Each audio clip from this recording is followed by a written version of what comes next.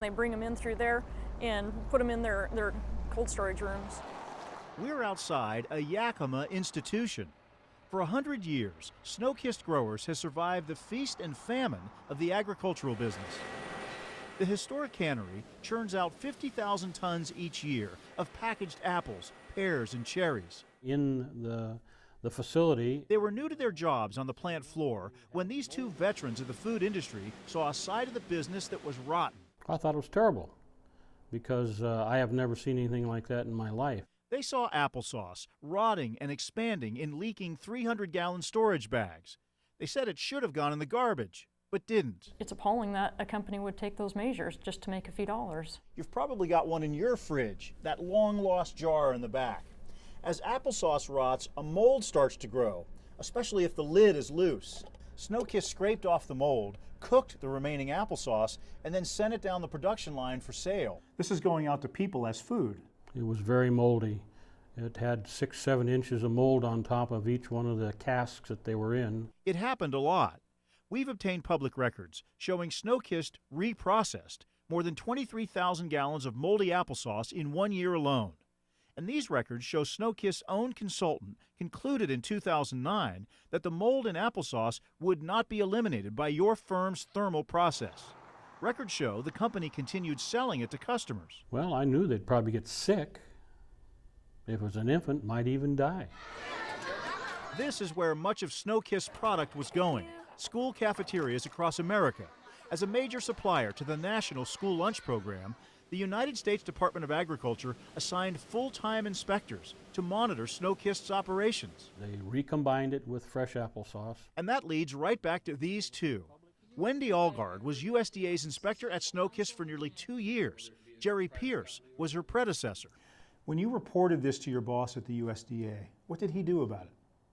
I guess they promised my boss that they wouldn't do it again, and within a week they were doing it again. I reported it to my boss, Doug Augsburg. And what did he do about it? I'd contacted my boss many times and I was basically told to mind my own business. The inspectors did have the authority to take some action without their boss's approval.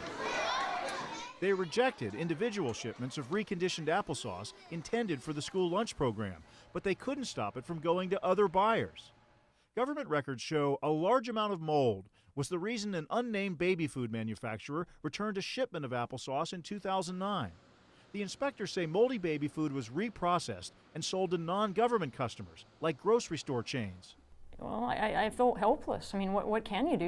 You know, what can you do?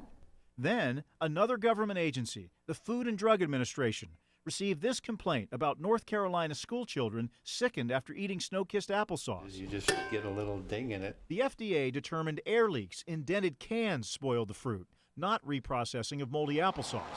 In the investigation that followed, FDA inspectors came to the Yakima plant in the summer of last year. I approached them and told them that I wanted to talk to them. The FDA acted quickly on Wendy Allgard's tip, issuing this warning letter that put a stop to Snow-Kiss's applesauce recycling.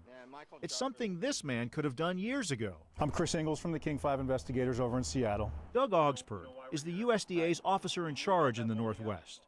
The man both inspectors say brushed off their concerns referred us to a media spokesperson in Washington, D.C. You knew about that moldy applesauce. Get a hold of Michael Jarvis. He'll have all your answers.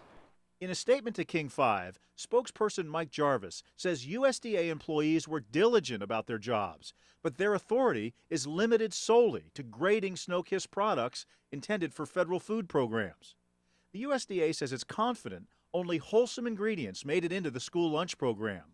But these former inspectors say it's shameful the agency let potentially dangerous food bound for other consumers slip by. I don't understand why you wouldn't do anything about that. That's what your own inspectors have told us. You just didn't do anything about it. Have a good day.